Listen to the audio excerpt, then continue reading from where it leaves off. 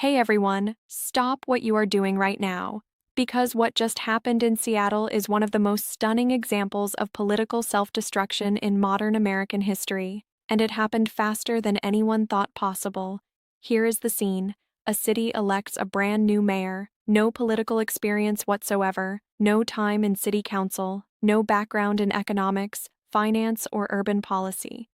Before becoming mayor, she was the founder of a transit riders union, an organization that advocates for bus and train passengers. And the moment she takes office, she immediately launches the most aggressive tax and regulate agenda that Seattle has ever seen, targeting the largest employers in the city, and within months, Amazon moves 8,000 jobs out of Seattle. Starbucks, the company that was literally born in Seattle, the company that put Seattle on the global map, the company whose brand is inseparable from the city's identity, announces it is moving 2,000 corporate jobs and a $100 million investment to Nashville, Tennessee. The city's downtown office vacancy rate hits 35%, and the experts are warning that this policy trajectory will cost Washington state $750 million in tax revenue over the next decade. I am talking about Mayor Katie Wilson, Seattle's new democratically elected socialist mayor, a woman who has never run a business, never balanced a city budget, and never managed a government in her life. And I am talking about what happens when ideological certainty meets economic reality at full speed.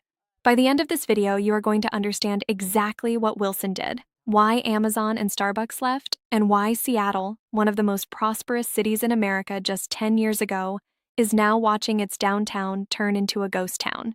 Hit that subscribe button right now because this one goes extremely deep. Let us get into it. Let us start with who Katie Wilson actually is. Because to understand why this situation is so extraordinary, you need to understand who Seattle just put in charge of a multi-billion-dollar city government.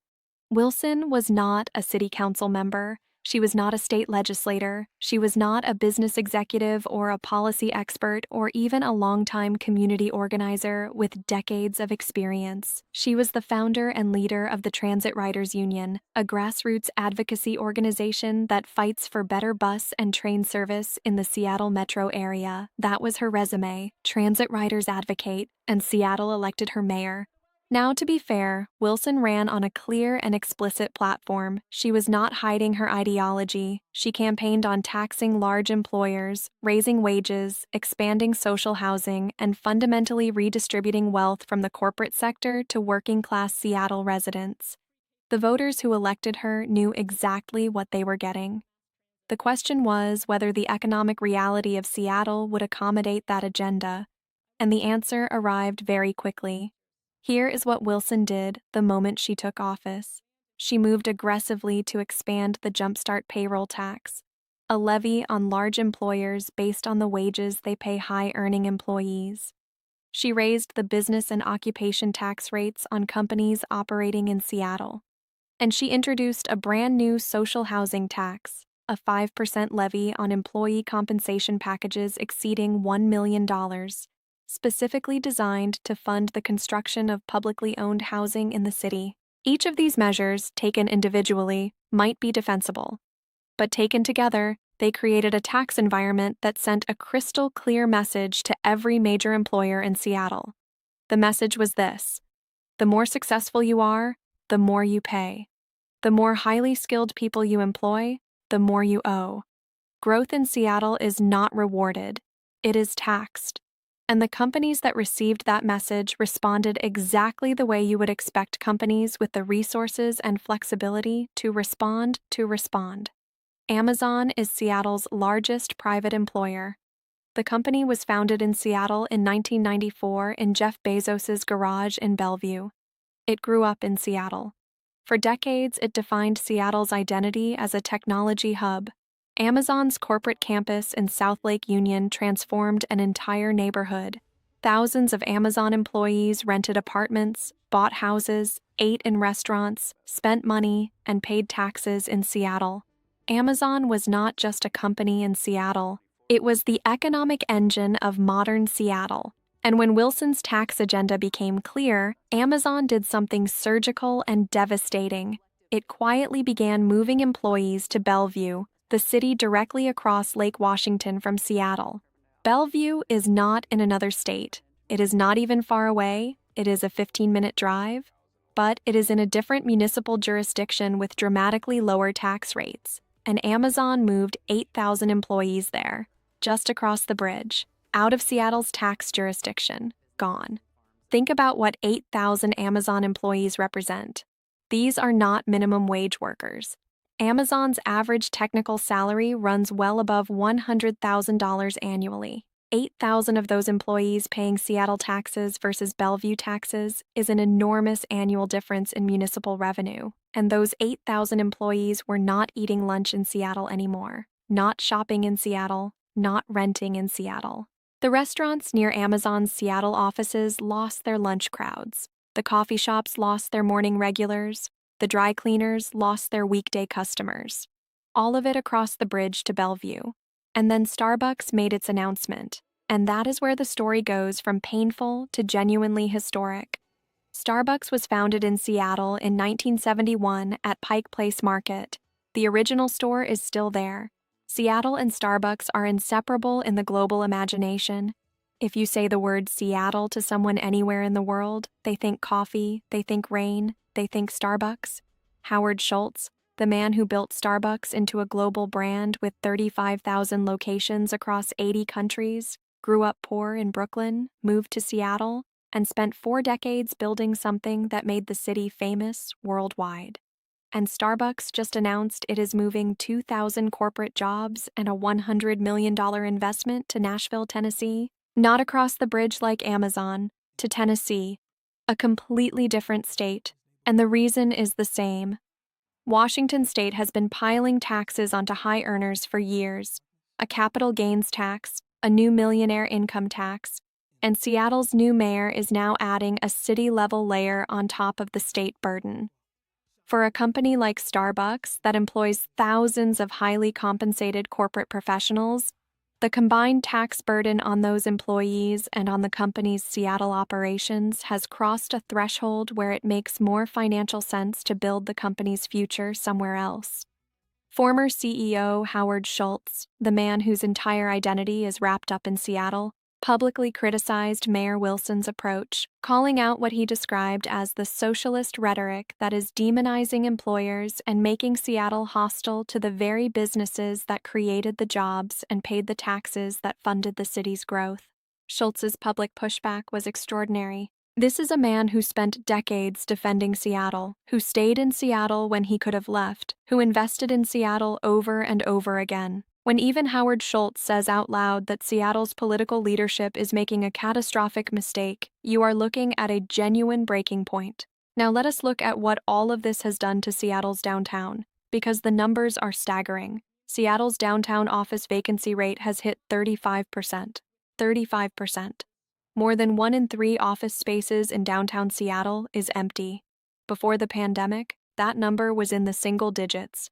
And unlike the pandemic-driven vacancy that affected every American city, Seattle's vacancy rate has not recovered. It has gotten worse, because the companies that are downsizing in Seattle are not temporarily working from home. They are permanently moving to Bellevue, to Nashville, to Texas, to wherever the math is better. The Downtown Seattle Association, the organization that represents the businesses and property owners in Seattle's Central Business District, published a report showing that Seattle lost more than 13,000 jobs in the past year alone, and the employment growth rate in downtown Seattle has flatlined at 0 over the past 3 years. 0. In a city that was one of the fastest-growing economic centers in America less than a decade ago. And here is Mayor Wilson's response to this crisis. She proposed a vacancy tax, a penalty on property owners whose office buildings are sitting empty. Think about the logic of that for a moment. Companies have left Seattle because the city's costs and regulatory environment made operating there too expensive. The buildings those companies occupied are now empty, and the mayor's solution is to penalize the owners of those empty buildings for having empty buildings that are empty because the city's policies drove the tenants away. This is not economic policy.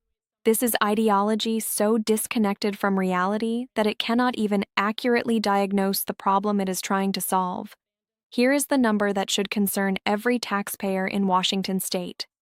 Analysts studying the long-term fiscal impact of Seattle's policy trajectory have estimated that the combined effect of corporate departures, employee relocations, and the chilling effect on new business formation will cost Washington state approximately $750 million in lost tax revenue over the next decade. $750 million. Gone. Not because of a recession, not because of a natural disaster, because a city elected someone with no governing experience and a rigid ideological agenda and handed her the keys to one of the most prosperous municipal economies in America, and the damage compounds. When Amazon moved 8,000 employees to Bellevue, Bellevue got 8,000 high-income taxpayers, 8,000 lunch customers, 8,000 apartment renters. Seattle lost them. The restaurants in South Lake Union that used to serve those employees are now closing. The apartment buildings that house them have vacancies. The property tax base that depends on those buildings being occupied and those properties being valued is shrinking. This is the doom loop that has hollowed out Detroit, Cleveland, and dozens of other American cities over the past 50 years. And Seattle is running through it at accelerated speed because it elected someone who has never run anything larger than a transit advocacy organization and gave her the power to tax one of the most successful corporate ecosystems in American history. Here is the bottom line. Seattle was one of the great American economic success stories of the past 30 years. Amazon built its empire there. Starbucks put it on the world map. Microsoft built its headquarters in its backyard. The city attracted talent, investment, and innovation from around the world. And it took one election, one mayor with no governing experience and an ideological agenda that treats employers as adversaries to start dismantling that in less than a year. 8,000 Amazon jobs went to Bellevue. 2,000 Starbucks jobs went to Nashville. 35% of downtown office space is empty. 13,000 jobs lost in a single year. And the mayor's solution is a vacancy tax on the empty buildings. Amazon and Starbucks did not leave Seattle because they stopped caring about the city. They left because the city stopped caring about keeping them. I want to hear from you. Are you in Seattle? Have you watched this play out firsthand? Drop it in the comments because this is exactly the kind of story that the national media is not covering with the seriousness it deserves. If this video gave you something to think about, hit that like button and subscribe to the channel for more deep dives into the stories that are actually affecting your community and your economic future. Hit the notification bell so you do not miss what is coming next. Stay informed, stay engaged, and never stop following the money. See you in the next one.